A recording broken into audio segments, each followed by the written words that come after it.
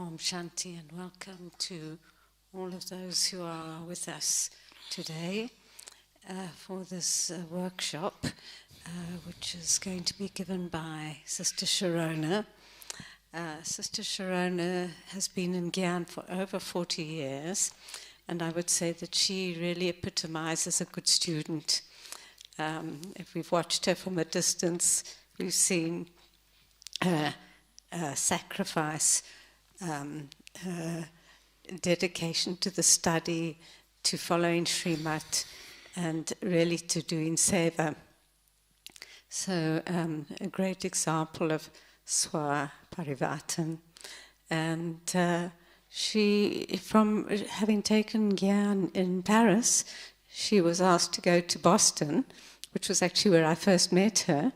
And she was serving in the center in Boston before being asked to become the director of the centers in Israel, of which she is now the current director. And service in Israel has been really very, very good and very successful, and so many souls have come from that part of the world. So welcome to Sr Sharona. We're so happy to have you with us today, and warm welcome.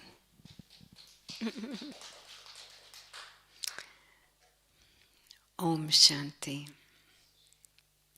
And thank you, Shuna Ben. I would say 90% of whatever she said is really, really thanks to Baba. But since I'm in front of you, I'll say thank you.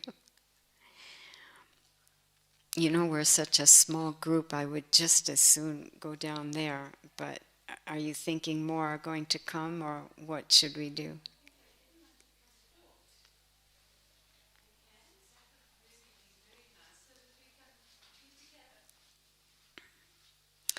What about my thought of bringing my chair down? Do you think it works? It's okay? You can see me better? All right. Yeah, yeah. Yeah, we have this side too. You can use this side.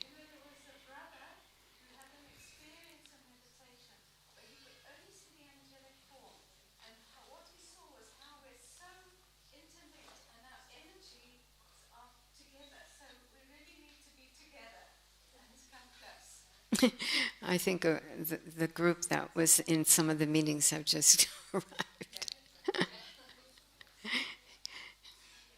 It's wonderful.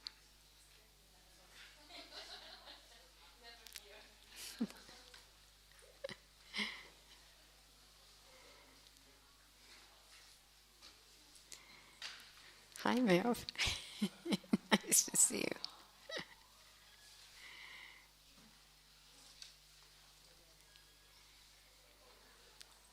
Okay, so we were waiting for you.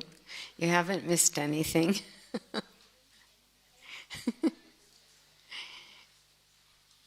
I was just thinking, while everyone settles in, I was just thinking how absolutely lovely it was to sit and exchange drishti, because it was a very small group while we were waiting for all of you.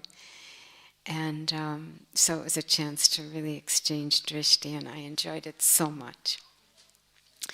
Because, you know, it's a big family, and here in Gyan Sarovar, lots and lots of people.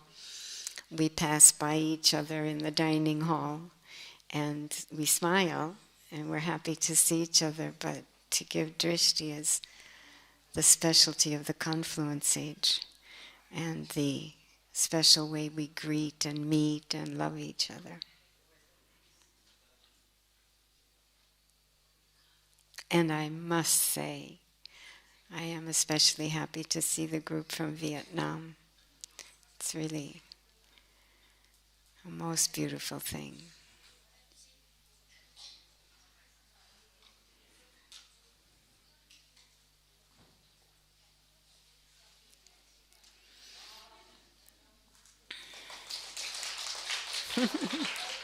I think the translation just came through.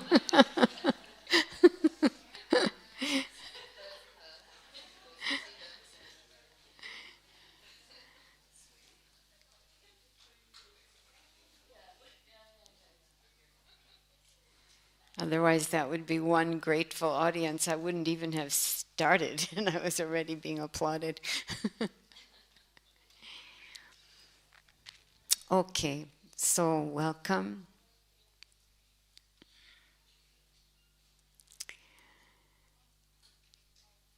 You know, the theme is for the whole season, it's limitless love.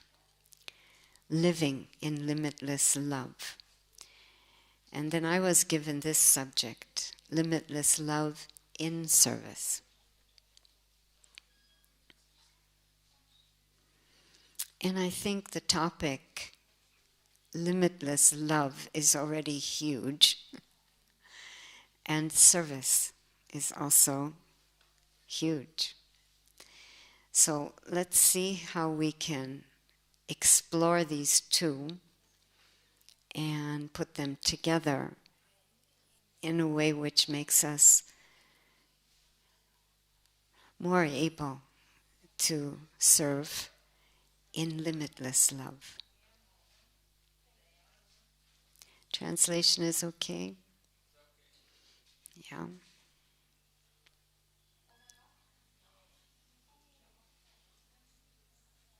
Okay. So I'd like to start with a little activity. Because this is a workshop, right? It's not a class. So you have to work. Yeah. So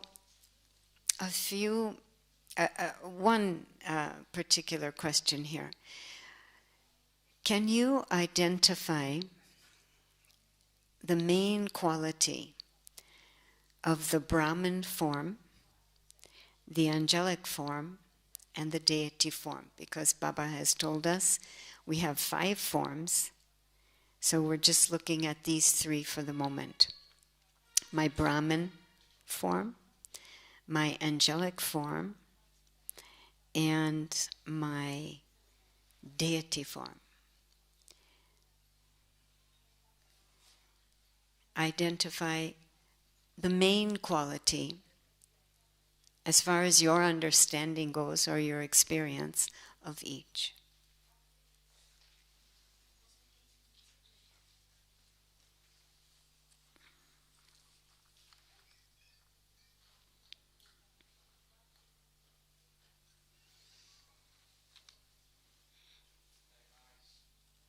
For the moment, we're just in silence reflecting.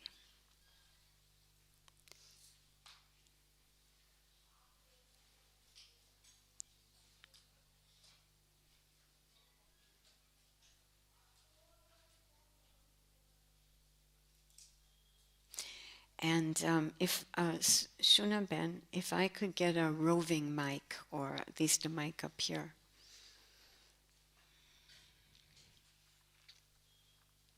Although because we're a small group, I think if we just speak loud, we can hear each other. Brahman, angelic, and deity form.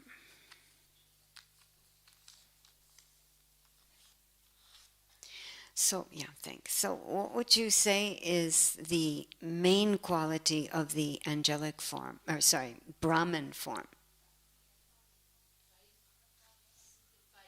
Faith, she says. Anyone else? Love? That's good in a workshop on limitless love. Knowledgeable. The Brahman is knowledgeable. Anyone else? Peaceful, blissful, and purity. Okay. Renunciation. Think about it a minute. The Brahman form.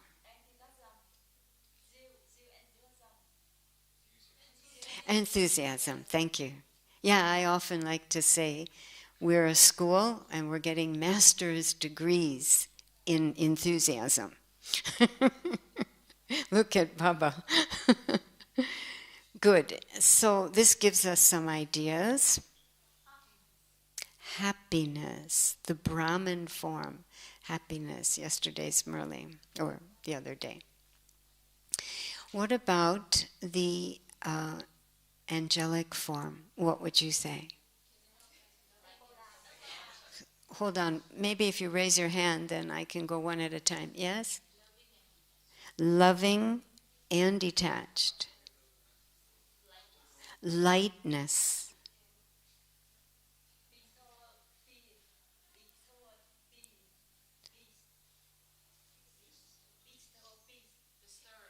Bestower of peace.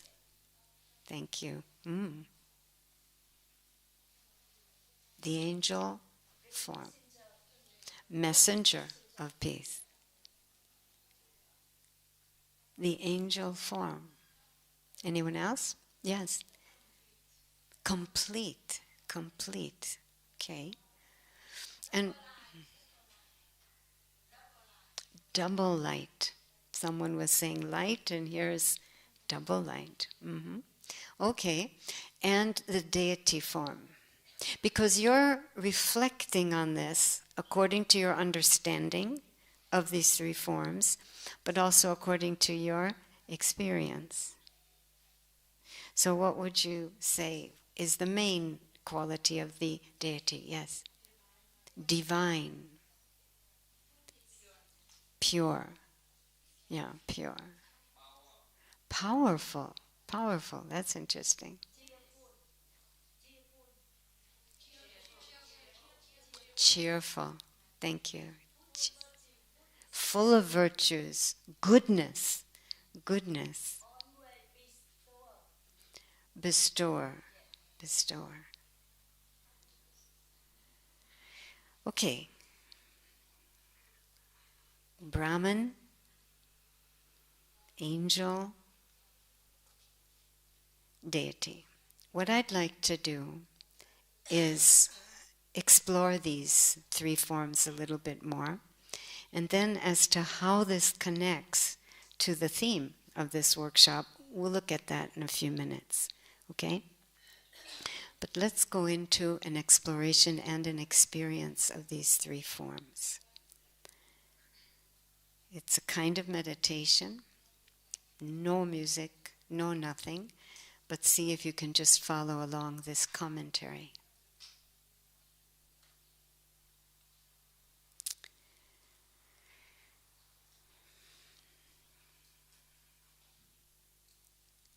I want to experience this identity Baba has given me, whereby he has told me, I am not American, British, Chinese, Vietnamese, Spanish, French. I am a Brahmin.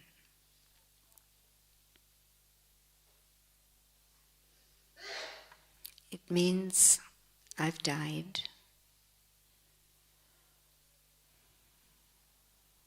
to everything I was using as my identity before.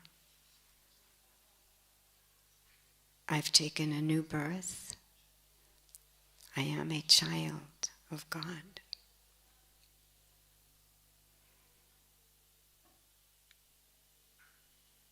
I am a child of God. New birth. As the child, I am the heir, firstborn.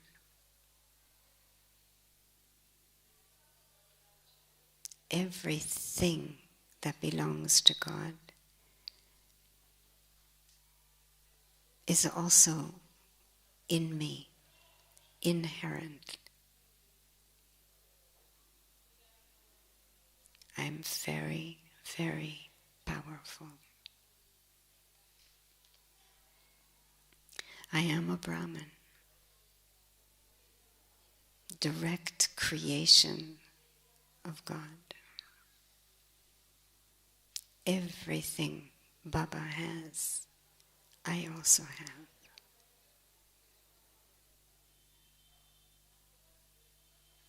I am very, very powerful.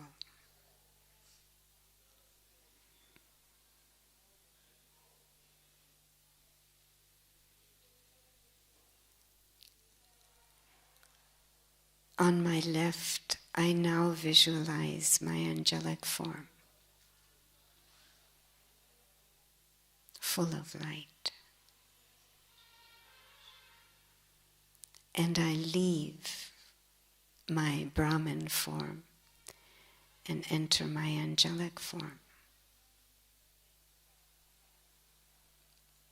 And find myself in the subtle regions, a world of light.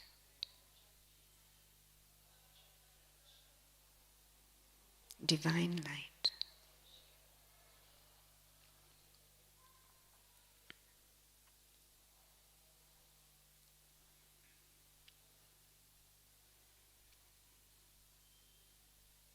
And sitting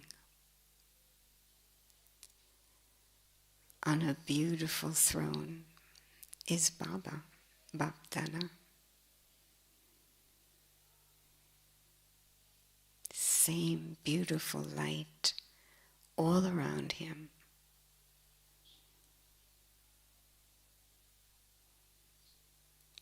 Same beautiful light all around me.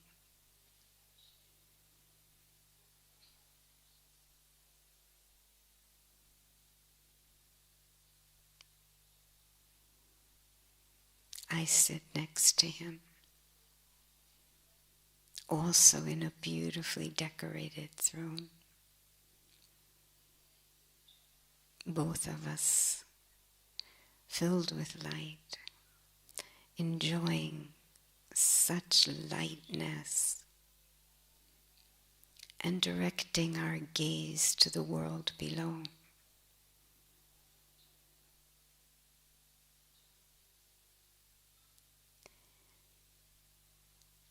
Automatically, such beautiful rays of pure light stream downwards to the earth below.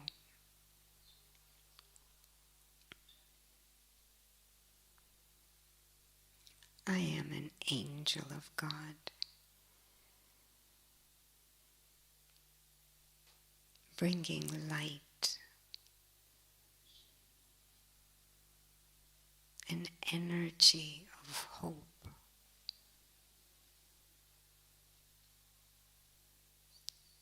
to all my brothers and sisters below.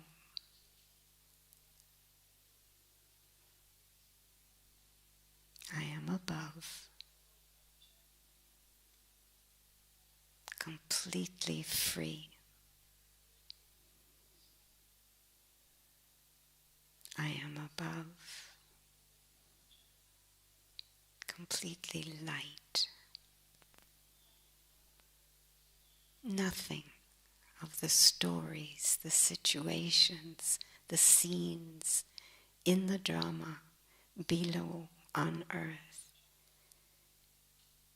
belong to me, reach me, touch me. I am free. I am above, pure light.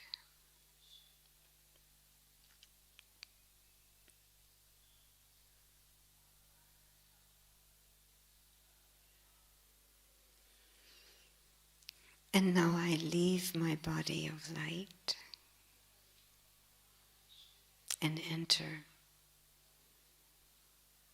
my deity form. Firstly, can I see my deity form? And on seeing my deity form, can I not simply enter my deity form?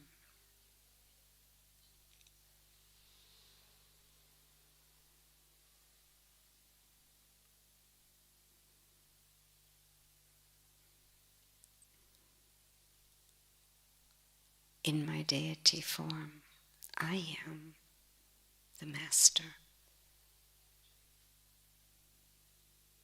Eyes, ears, mouth, hands, every action of mine, every thought, every word. I am the Master.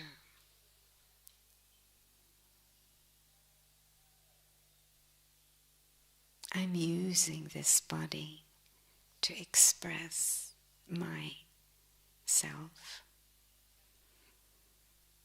as the Master. I am not influenced. I am the influencer. And the world is filled with nothing but pure, true peace, happiness, love. I command. I am the Master, the ruler, the king.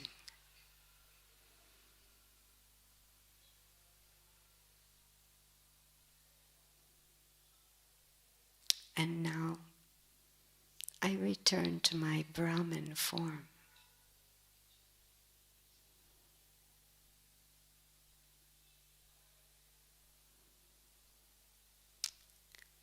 Full, complete in the realization of who I really am.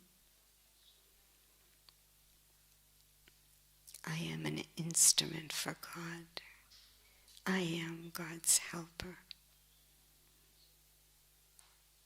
This is me, here, now, today, the Brahman. Very, very powerful.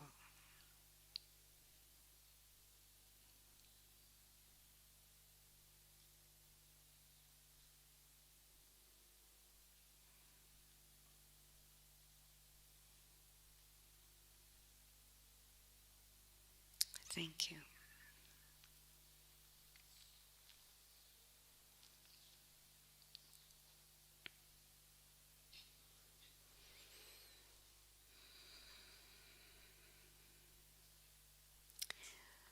Four questions for you,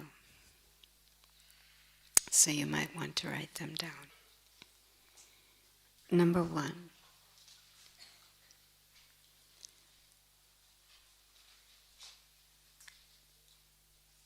what would you say is the connection of an activity like this with the theme of today's workshop?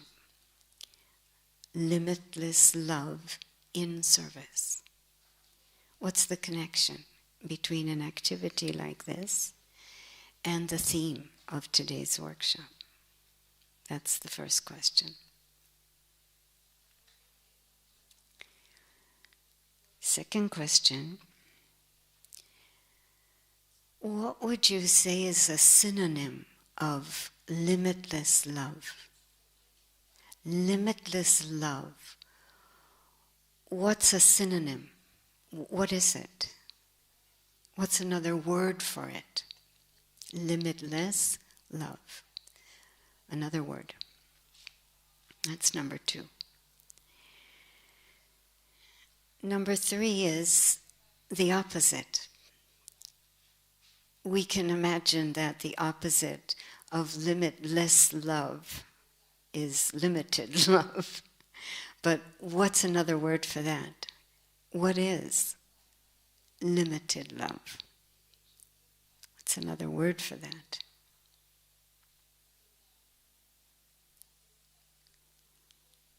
So first question, connection between this activity and our theme for today.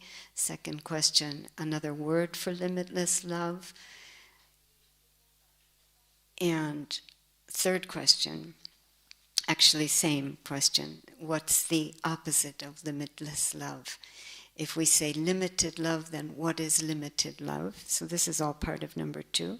And number 3, how? How can I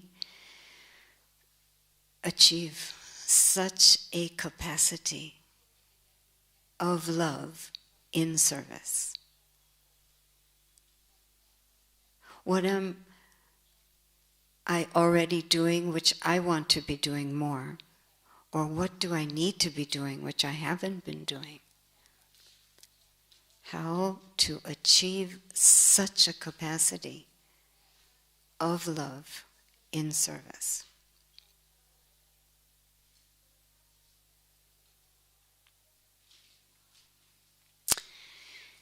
And the 4th question is, what would be a sign that I'm actually beginning to serve in limitless love?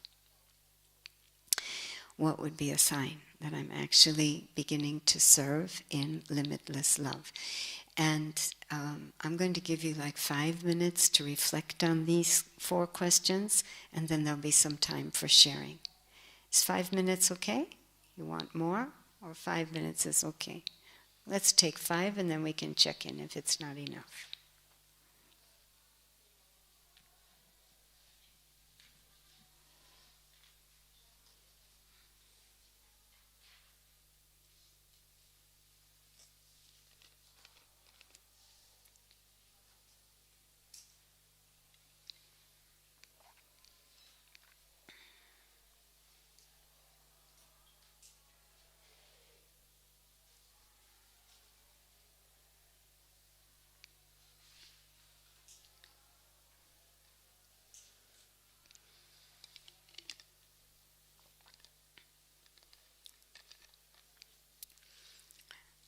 Sister just came in. Shuna Ben, maybe you can give her the questions.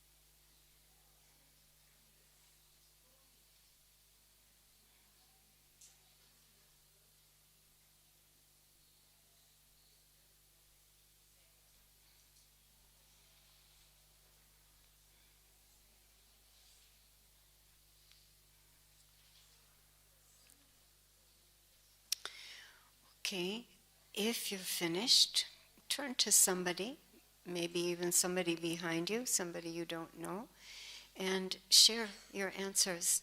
You can be maximum 3 in a group. 2 is also fine, or 3.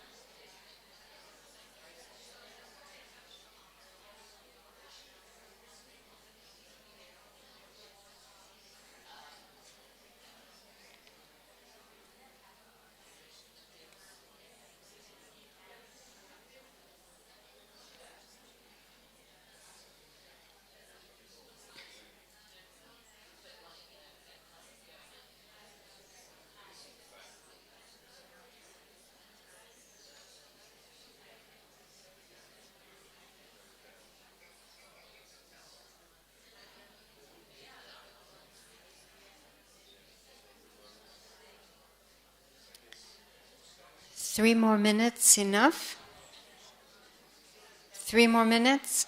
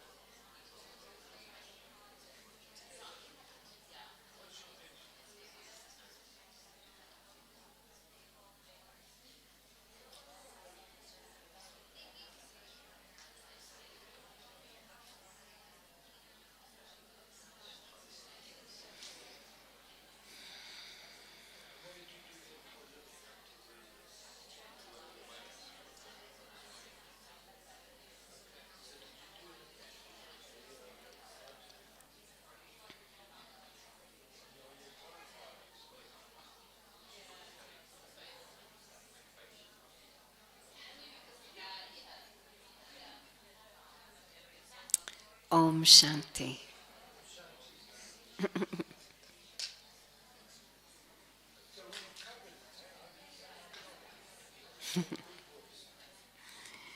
Om Shanti. You know, in retreats especially, we have lots of time to come into small groups and take a topic and churn it together. And I personally find that so enriching. Did you enjoy this?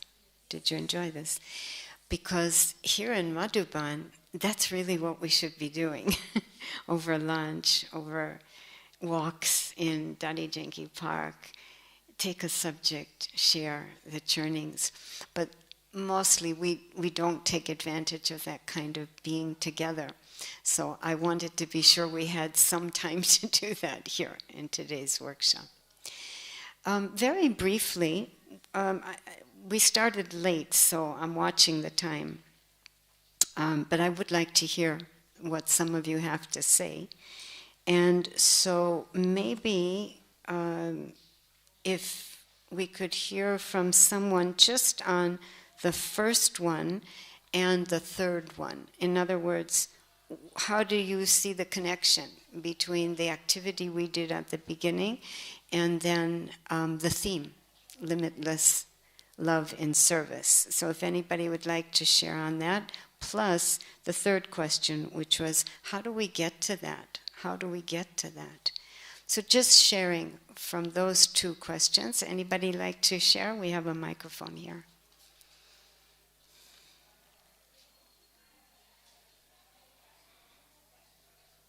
Yeah, come up, please.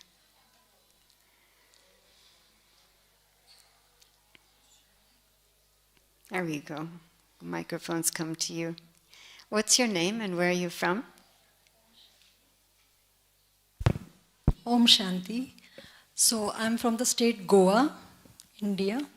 The question was the connection of today's activity, which we did now, with the theme of today's workshop, Limitless Love for Baba's Service. So how we as a group related this is, first is the intoxication, and then comes the remembrance of the inheritance. The inheritance that we'll be getting in our DT form. So that realization we had in this meditation when we went from our different forms of Brahmin, Angelic and DT. Also the power within. So during our meditation we realized that yes, we have all those powers within ourselves. And the topic that we have about the limitless love, so that power we related. Also from the other group members, we got point as compassion. So we experience the compassion in our different roles as well as the limitless love. So that's it was together. Okay, thank you. Thank you. You don't need to report from your group. You yourself, if you heard anything which is insightful for you or your own churning and you would like to share, it's not necessary to report from the group. So again, first question, what's the connection? But the other question was how to get there, how to end up with such a kind of limitless love in service. Anybody else want to share? Merv. Do you all know Merv? Merv. Hello? Merv. Yeah, Merv is Shuna's husband. and my answer to that would be to call on Baba. Call on Baba. That's the second question. How do we get to that level of love? Call on Baba. That's really nice. Call on Baba. Merv, how do you call on Baba for that?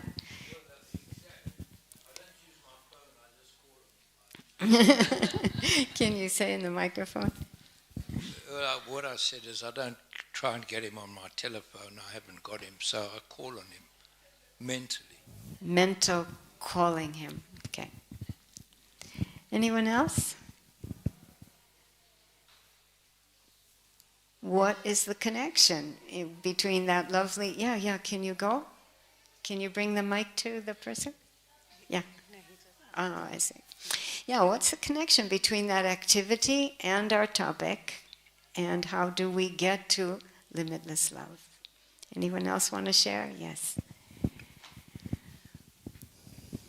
If you stand up, we can see you, introduce yourself, that'll be great.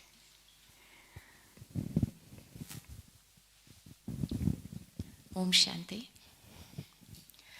I just copy Baba and Mama every minute, because I always keep as a Bible Adi Dev and Adi Devi book. And so I always check with that, whether I'm in alignment with that, so that I'm able to achieve the goal. Okay. What is your name, sister? I'm Devi Ben from New Zealand. Thank you. Anyone else? Yes.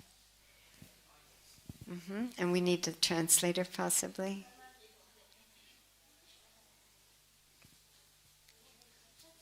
Thank you. Translation. In the three forms, Baba reminds us who we really are, and we bring our limited loves in terms of the three forms while we are proceeding our life in this current life. Yes, very good. Thank you. Anyone else? Yes. Sure. Regarding the connection between the activities and the theme, Baba reminds us that in the three forms, our personality of the three is limitless love. So how we should go to class every day and follow Srimad completely. Then that's how we get there. Yeah. Okay. Yes, sister.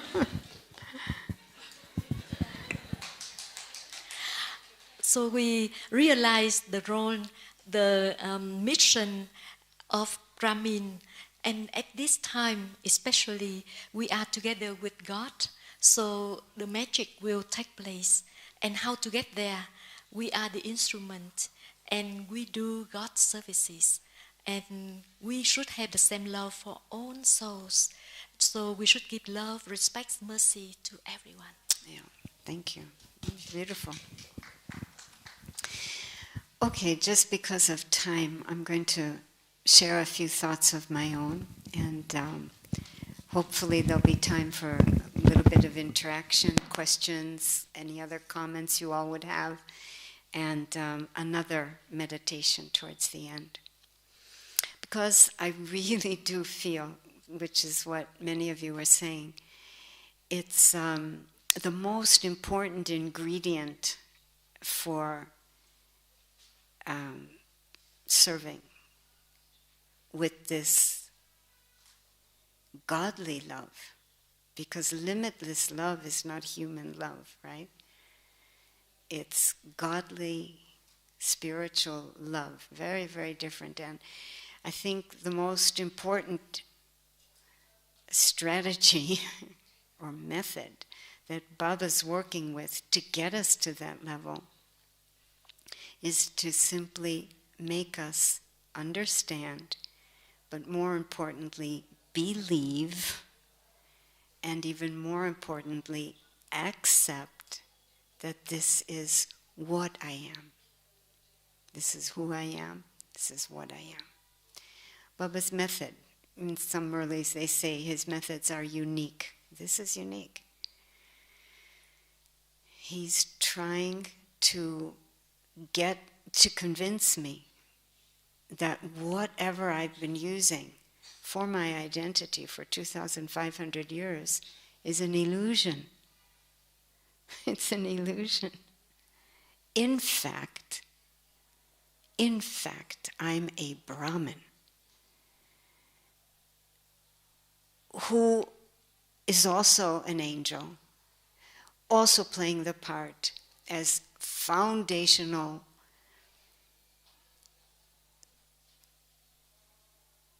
standard for the whole rest of humanity as a deity in the beginning of time. This is who I am. And as I was saying, it's not enough just to understand it. We've seen that already. But even like believing it, I could very well believe it, but am I living accordingly? Because this is what I was asking before I came to Madhuban. I was saying, you know, Baba, this trip, what will it take? What will it take so I can truly be released from that false identity that body consciousness gives? What will it take so I can not just experiment, explore these other forms that Baba's introduced me to, but live from that, or move accordingly as Baba says it. Because you know, as Brahmins with this knowledge, Baba has given us keys to 3 different dimensions, 3 different dimensions of reality. In body consciousness, we've only got one reality, one dimension, which is what the eyes see, the ears hear, the physical senses relate to me. But as a Brahmin, I've been given 3 keys. The dimension of the subtle region, which is a reality, and I am an angel in that. The dimension of eternity, in which I have a different home, a true and eternal home, and I have a different mother, father, and then my deity form. The future, I have a key to the future. Everyone in the world would like to know what's going to happen, what's the future. I know. But how much am I walking around with that knowing or even believing? Because, one of the things I realized recently, not so recently, a while ago, was that Baba is not talking to Sharona or Kathy or Sylvia or whatever is your name. Baba is not talking to Sharona. He is talking to that baby angel inside, that deity, that master, the eternal soul, his child. He's talking to her or him. And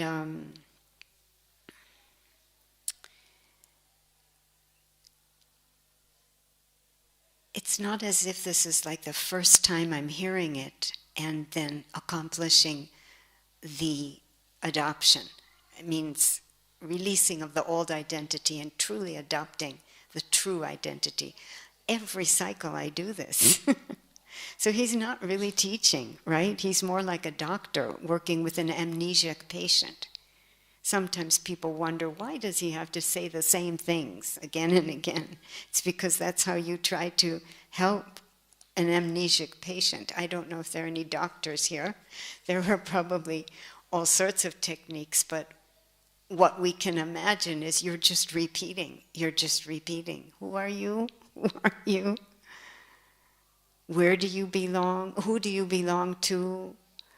Where do you come from? That's all Baba does in his Sakar Murli. He is trying to awaken a memory, awaken a truth which has just gotten buried somehow. So am I listening? This is in terms of how do we get there to this great truth which includes limitless love, limitless peace, limitless happiness. Am I listening to Murli in that consciousness? Which is why it's so important to come to Murli at least 15 minutes before and come into those other dimensions. Listen to Murli from that other dimension. It's very nourishing, and that's what we're looking to do. Nourish the baby angel, nourish the master, nourish the deity. So I would say this faith, Baba's always saying victory goes to those who have faith in the intellect. First faith is that I am what he says I am. Nothing else. The exclusion of any other kind of thing that my own doubting intellect could throw up. So this dying alive, but also transferring. It connects to dying alive, transferring. Because if I am that child, that Brahman, that angel and deity, it means that anything, anyone, everything that I would have considered as a support for myself, as a source for myself, is not. Because people and things are material, gross, and I am not material or gross. Angel, soul, deity. So transfer all my relationships to him, which is something he says all the time, but what does it really mean? This morning's Murli. How much do I understand the implications of my father being God?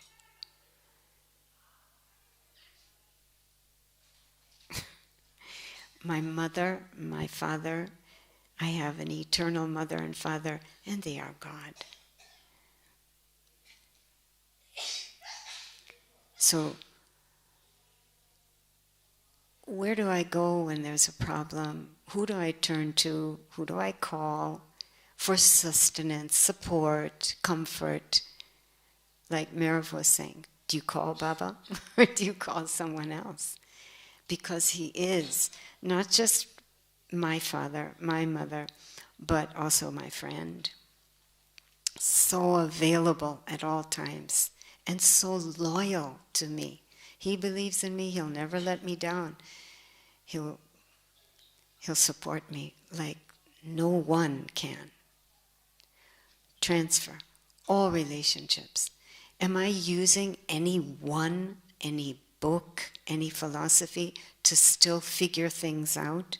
Am I still working with human understandings of things to try and move myself forward? When Baba is my teacher, to transfer relationships means I'm not agreeing to anything being my teacher anymore, other than the way I'm going to see, the way I'm going to understand a relationship, a situation, a person, through the knowledge that my Baba has given me as teacher. Use this knowledge, use this knowledge. If this knowledge is not working, for some reason you can't stabilize in your true identity, you can't stabilize in a connection, a relationship with Baba, as the child, as the student, then there's psychology. Why not? They have tools. Use them. Go to sometimes we go through phases in which everything goes upside down inside. We lose our bearings, and we're working with knowledge. We consult with our seniors. So psychology is there, but last, not first, not second, but last. Baba's knowledge. The things we're seeing in the world today, the kind of horrors happening, there's nothing that can prepare you for them. There's nothing that can enable you to contain them except the knowledge that this teacher is giving. So the sooner we transfer our basis of education and learning to the perspective that God is sharing with us, His perspective, I feel it's just the safer it is for us and the more empowering. Same for the Satguru. Blessings can make everything easy if we've understood what blessings really are, which just basically means someone's got a vision on you of absolute faith, that whatever it is you want to achieve for yourself, you can do it. And Baba looks at us with that faith. But am I, as his disciple, he's the Satguru, I'm the disciple, am I in front of him in that consciousness that he is the one who will give me blessings, no one else? So transferring. Another aspect, so by the way, this is how I see the connection between this exercise we did in the beginning and then our theme. As some of you were mentioning, we are love, God's kind of love. And what I understand God's kind of love is something that Sister Mohini was sharing recently, which I really liked. She was saying that, human love, limited love, is more like to satisfy emotions. It's emotionally satisfying. But godly love, spiritual love, is more like a fulfilling.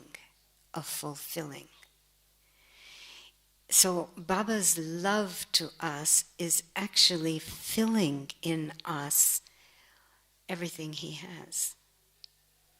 So spiritual love requires, first of all, that I have treasure, spiritual treasure, but it's imparting that. It's enabling another to open to it and to start filling with God's love. This is limitless love. It doesn't run out. Human love does run out. It's there sometimes and sometimes not there. But God's love and limitless love in the service I do would be always myself connected to him to such an extent that this is all they would experience. A filling of whatever are their needs or desires through me from Baba, who knows them better than I do. So in emotional love, human love, we're inside. We really get lost inside. But with godly love, we step back and make sure it's Baba coming through, and we don't interfere. We don't interfere. Personally, I would see the biggest enemy to being able to work with limitless love and service, such as I'm defining it now, really stepping back and enabling Baba to be experienced by those in front of me. Whatever are my words or my behavior, my actions, I should say. Biggest enemy to this is attachment. Attachment. Attachment. Recently, I've come to appreciate how all the sorrow in the world, all the sorrow, all of the suffering is because of this vice called attachment. I recently heard of somebody who lost 26 people in one day. They died. Friends, colleagues, relatives.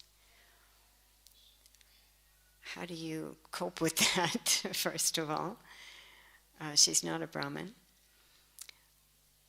But the cause of the total instability in such a circumstance, the loss of all peace and happiness, the complete, what would you call it? In English the word is discombobulation, but I don't think that's translatable. Like the emptiness, sorrow, sadness, suffering. It's because I would have been using all those people, friends, relatives, connections, for my sense of support, love, happiness. This is emotional love, right? And when I cross the line from simply just enjoying people for their companionship and their help and whatever, but when I cross the line from simply enjoying it to actually depending on it, that's your attachment. And then it's removed, because nothing's permanent, right? So attachment is really the basis of all the sorrow and suffering. Now, for the people in the world, they don't have an alternative. What else will they attach to? This is all they have for comfort, support, for the majority, right? But for Brahmins, to still entertain any kind of support, help, love from another, a person or a thing, this is a recipe for sorrow. And if you ever find yourself in a phase in which you don't know how it's happened, but you're sad, or you're empty, or your happiness is gone, look to see around you, have you been using a person or a thing for support, for your well-being on any level, and that's been removed. Doesn't mean the person's died. It could just be the person doesn't like you anymore, or the thing that you were using isn't available anymore, or somebody's not available, somebody you've counted on. This attachment.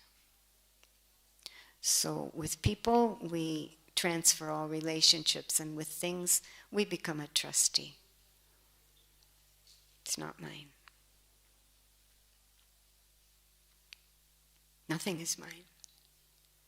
When even this body is not mine, then anything connected to this body is not mine. So I'm not even beginning to depend on it for my well-being or comfort.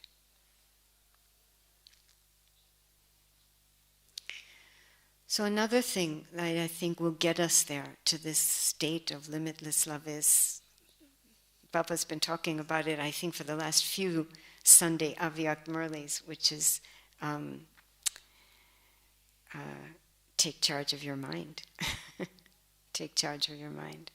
Declare a war on waste. Negativity for sure, but now Baba's talking so much even about waste.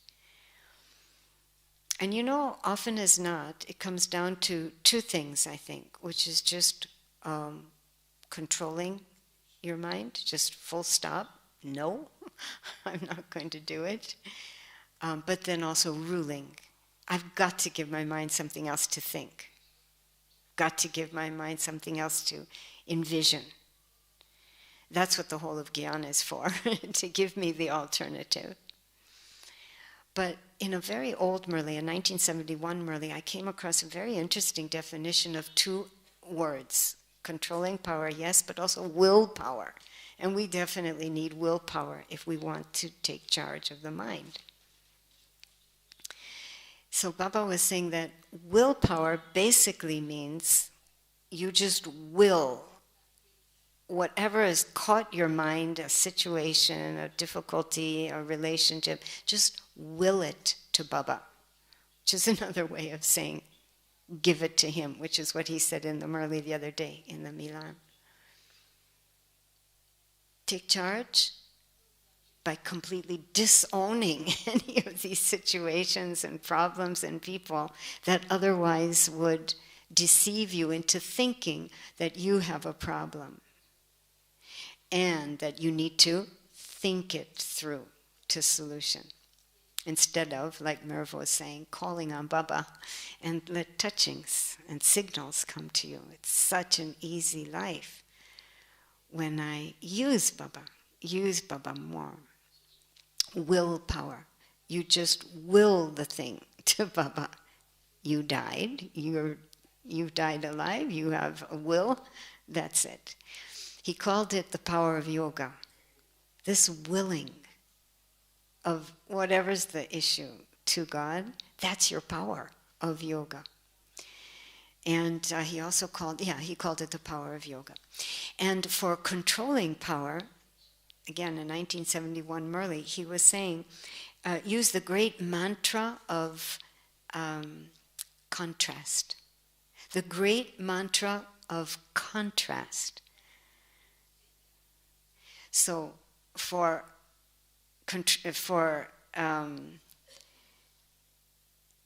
willpower, you're using the great mantra of Man Man Above. But for controlling power, it's the great mantra of contrast. In which case, Baba was explaining, this thought comes up or that thought comes up, it's either negative or waste. In other words, you've identified it. You know it's not nourishing to your truth. Just put into your mind the contrast, the absolute opposite of that thought or that vision. Because the opposite of that is what Brahma Baba would have been working with, Shiv Baba. So, mantra of contrast. I was experimenting with that. It's very interesting.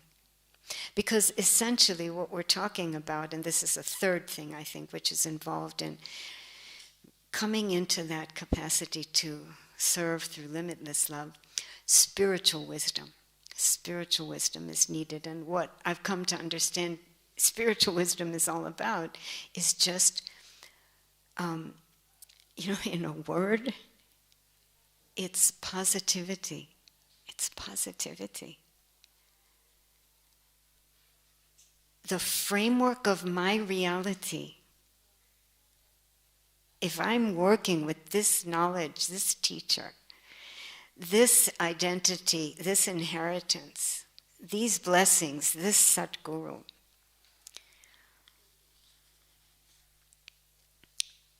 is there any justification for not being positive?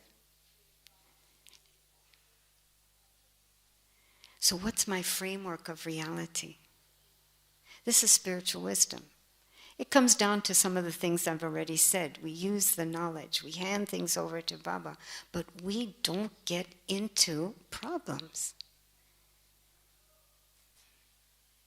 We especially aren't going to use our mind to figure out a problem.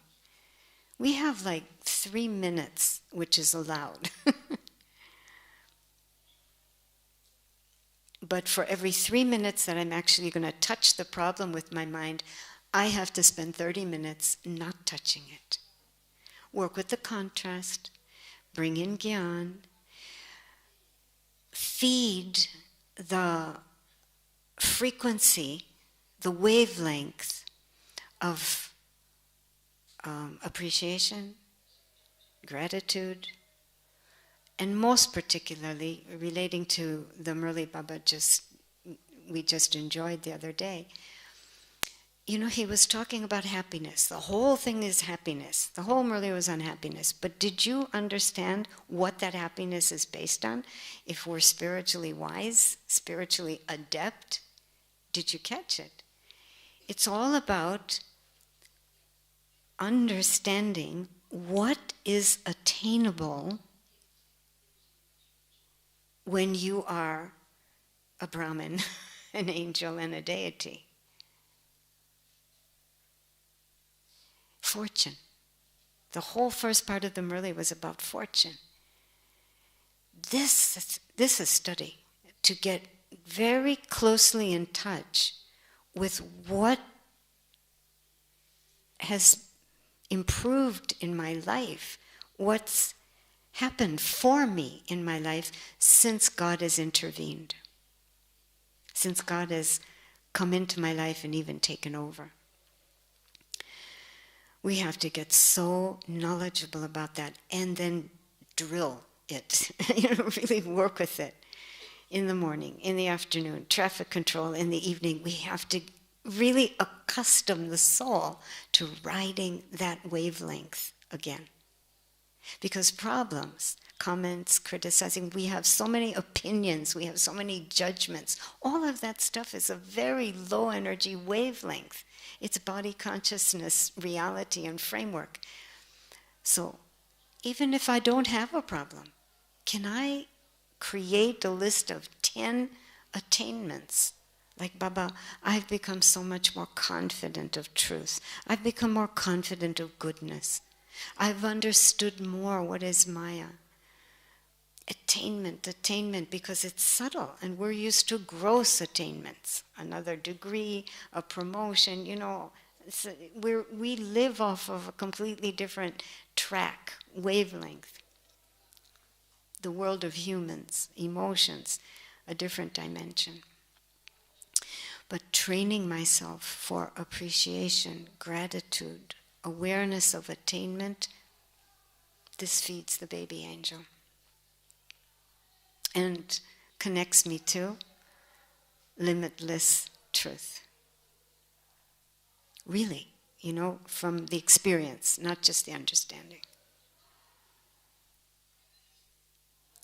But there I would say, and this is maybe a last aspect of what we need to get us there, is a lot of silence. A lot of silence. It's connecting to what I was just saying. Don't go into a problem. In a repeating drama, do I really have any problem? Other than how I keep forgetting that I don't have a problem. But silence. As I was saying before, we have so many opinions, so many judgments. Our mind is always going, not to mention our mouths. Physical silence. Consider it and experiment with it. Someone's talking, just listen. You don't have to say anything back. Physical silence. Or experiment with saying, in essence, 3 words, what otherwise would be 30 words. But of course, silence in the mind is the most important, right? Especially at Amrit Villa.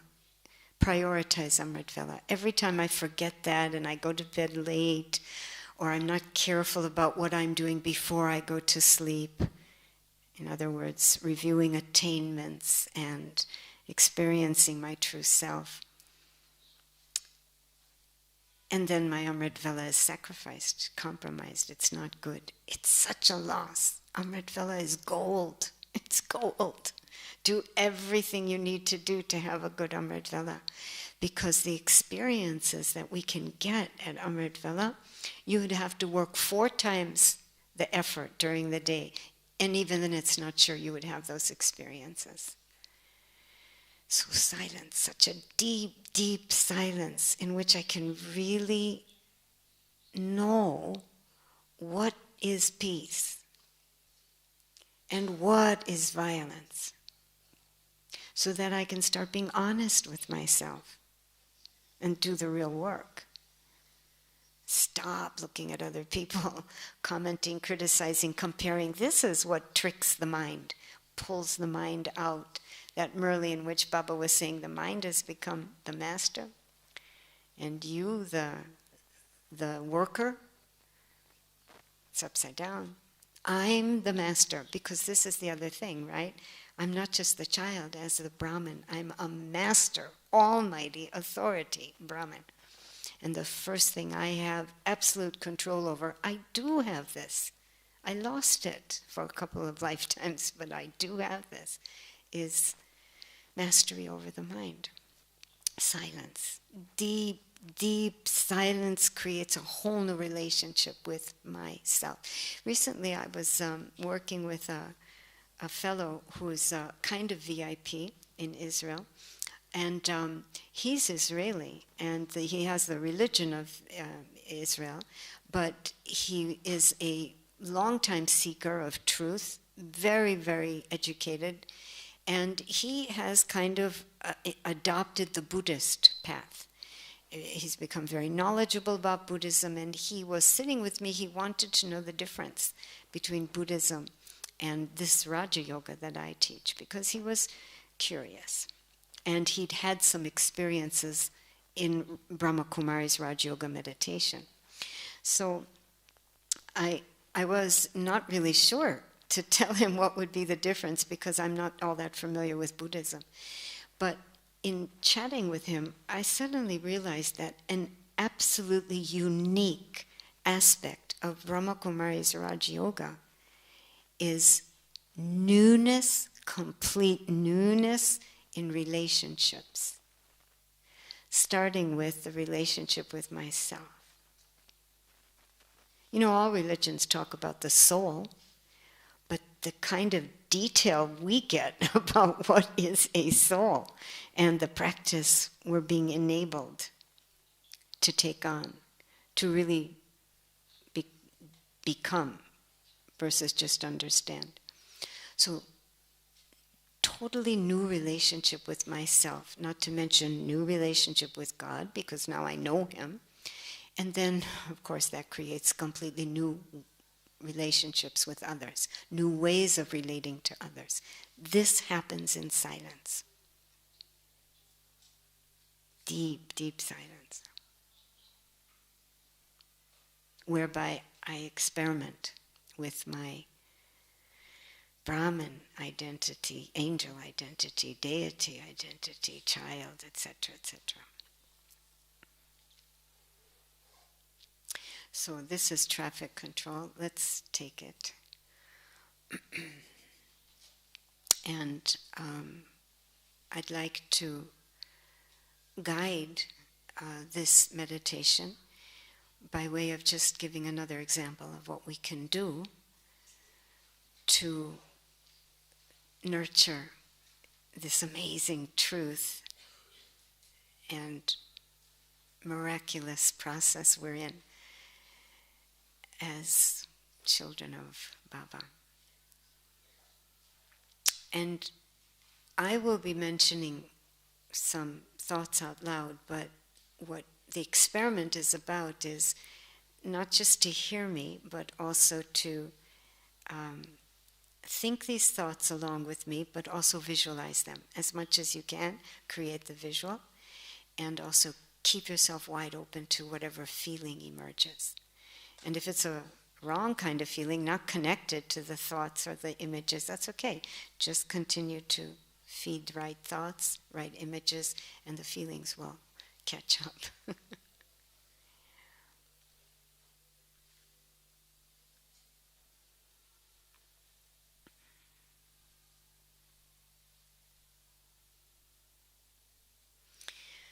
I can always start my meditation by just appreciating that I am a soul.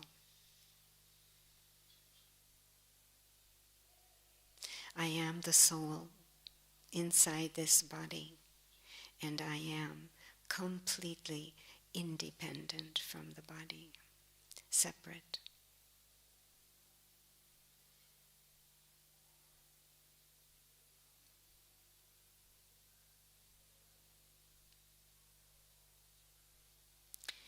Just like a driver in a car turning left, the driver hasn't turned left. The driver made the car turn left. Driver hasn't moved. He made the car move left. In the same way, I am the driver of this car, my body. As I walk, can I not remind myself, I, the soul, am not walking? I'm very stationary in the middle of the forehead of this body I am in. I, the soul, I am making my body walk. But I am separate. I am independent. I am free.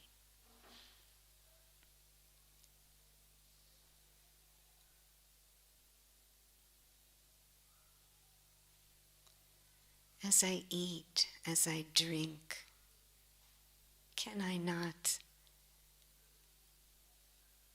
use the key to the dimension of eternity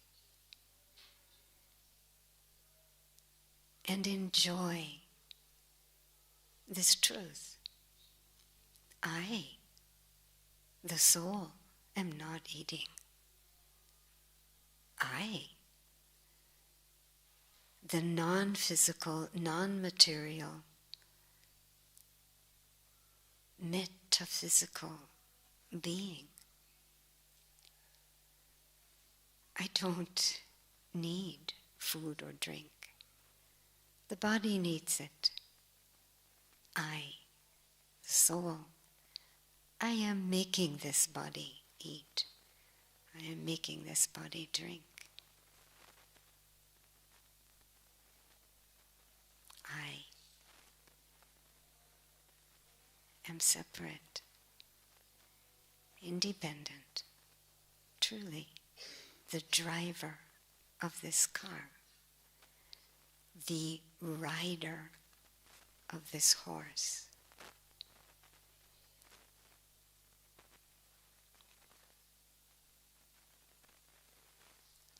And it is the same for my mind. I am not my thoughts.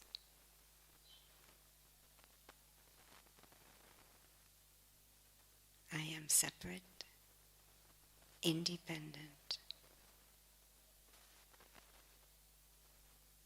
very powerful, very wise, combined with God.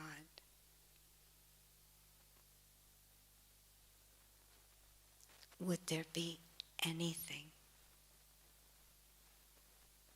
I cannot achieve in terms of what is needed to reveal to all my brothers and sisters the beautiful truth of who they are and the beautiful Father of us all?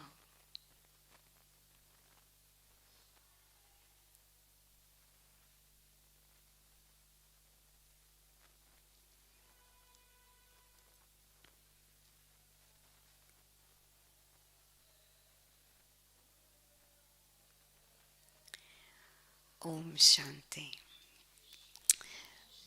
Brother, we can wait with that song for a moment. I wanted to finish with a beautiful song, but since we started late, we are still going to take a few minutes, just in case anybody would like to say anything, ask anything. The fourth question was the sign, and I can just share very quickly.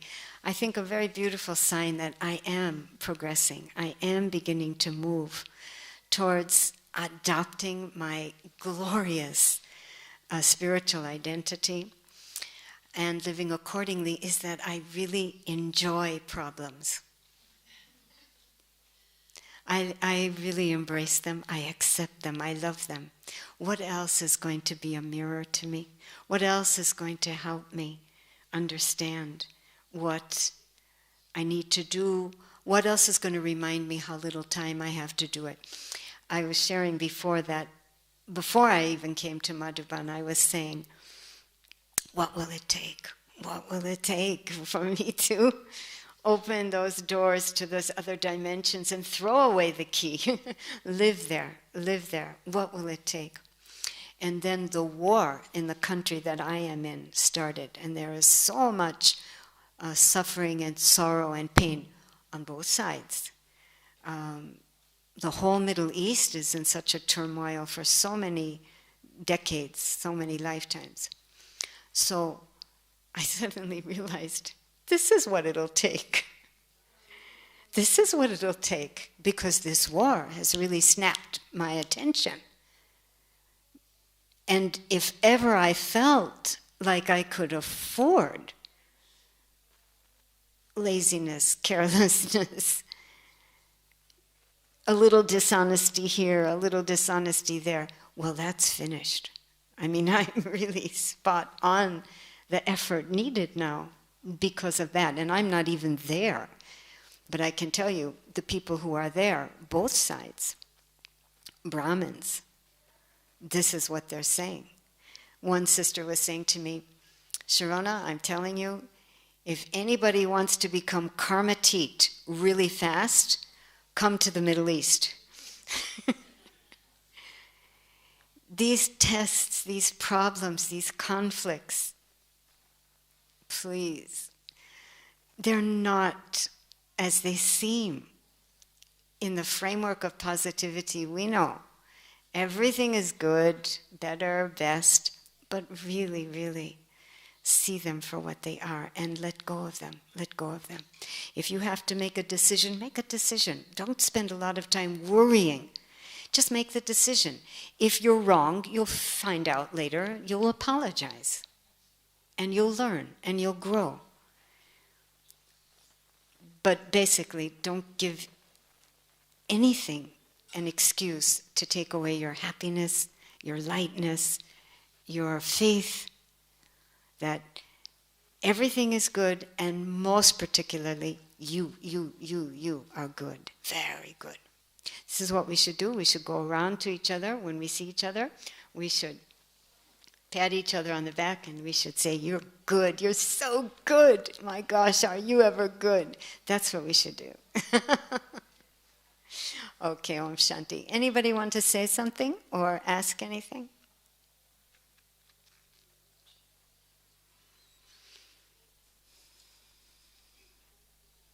Kathy, you wanted to say something?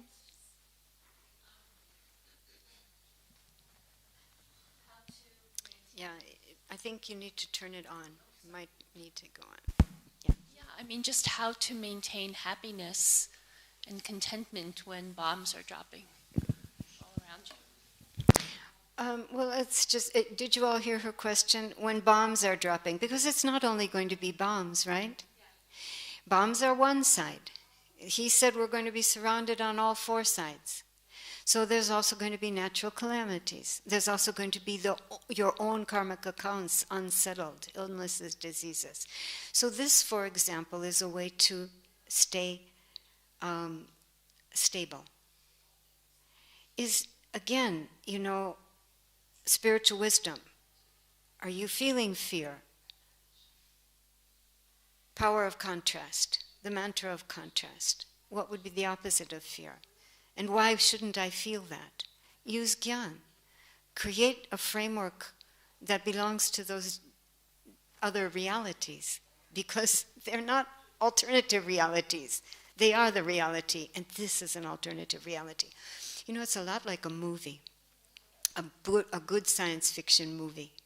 I was sharing this with somebody, I don't remember who. You know, the world is going to be destroyed. This is the movie. And there's a handful of people, small, selected handful of people, who are sent to Earth to save humanity. Only they know what they're up to, and they know what will save humanity. They carry with them a weapon. It is a zapper. I don't know if you know the word zapper. It zaps a very high frequency energy which is not to be found on Earth, but will save Earth. You following me? Sound familiar? We are such a small, highly selected group of people who have been sent to Earth to save humanity.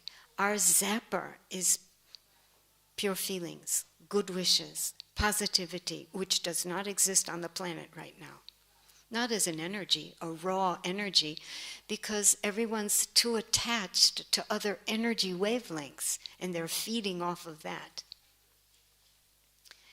So not only is this what I can do as the natural calamities come or the bombs drop or whatever, but I have to do it because this is my purpose in life. This is my reason for being, and this is my happiness. Happiness comes either, as I was saying before, because you realize fortune, practical attainments by dying alive. But also happiness comes because you have understood what you came here to do, what this lifetime is for, and you see that you started doing it. That brings a lot of happiness. I remember the first time I had to go into a bomb shelter in Israel because the sirens go off. There are alarms warning you. So you have 3 minutes to get to a shelter. So I was sad. When I was in the shelter, we were like about 15 people in the shelter. And my first feelings were sadness. I thought, my gosh, can't humanity do better than this? All we can do is drop bombs on each other as if we're still little children fighting over who gets the bigger cookie. I mean, really? So I was sad. And I looked around me. Some people were kind of like talking a lot. Some also were afraid. Others were laughing, but if you looked at that, you saw that they were just hiding their nervousness and their stress. So then I remembered, I'm a Brahmin. And I did this work of not, one thing on the outside, something else on the inside, faking, but really go inside. Who am I? Come into that reality, wavelength, energy, and just be there. And if there's something to say, Baba will touch the intellect, but otherwise just that silence, just that peace. And I have seen, it changes the whole room. So not only let's do it, but we have to do it. If not you, then who? As Baba says. Right? And that's why we love bombs. There's no training like a couple of bombs dropping on your house. Let me tell you.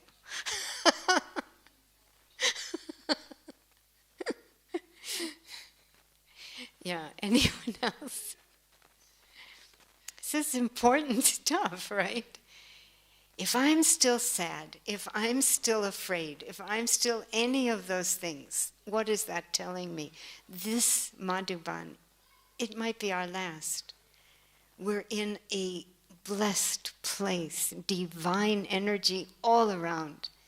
if I can't face those emotions and uplift them, purify them here, where will I do it? So take advantage. Anybody else? Anything that you'd like to say or share? We could take a few more minutes because we did start so late. Yeah?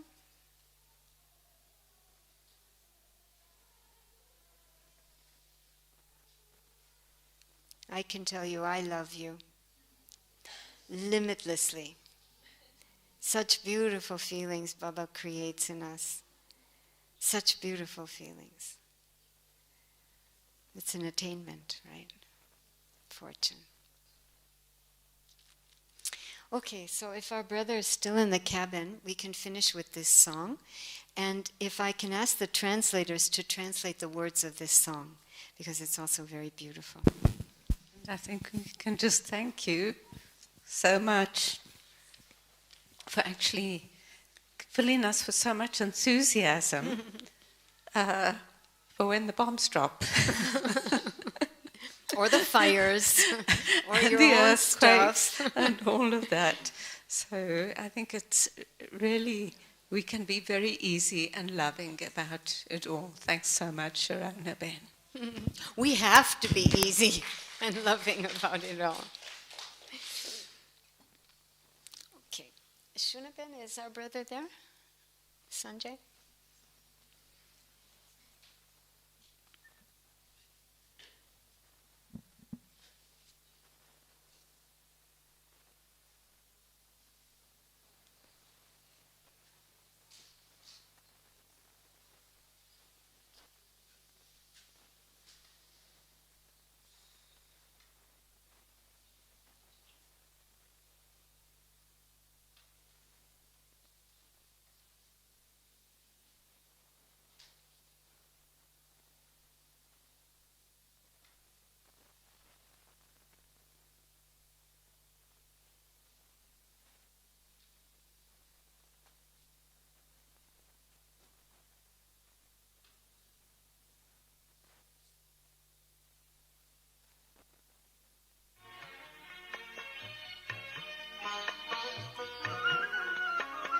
It's not that song.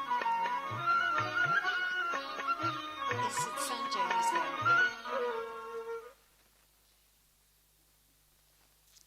Sorry.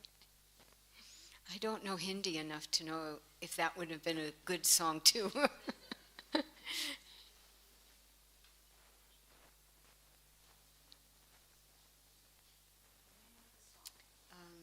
It's on a piece of paper there, and Brother Sanjay had prepared it. And it's called For Those Who Hear. For Those Who Hear.